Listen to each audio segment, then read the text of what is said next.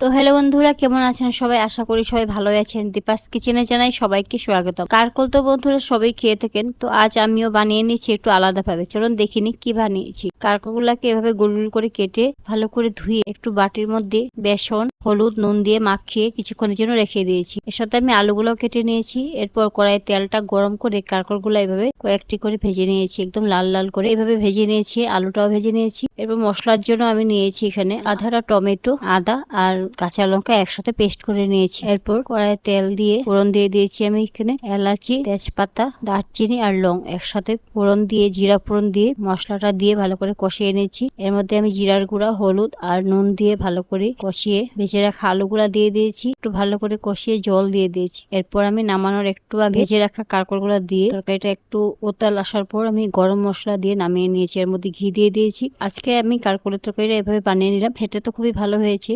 আপনাদের যদি ভালো লেগে থাকে অবশ্যই বানিয়ে খাবেন। আর আমার ভিডিওটা যদি ভালো লেগে থাকে অবশ্যই কমেন্টে জানাবেন।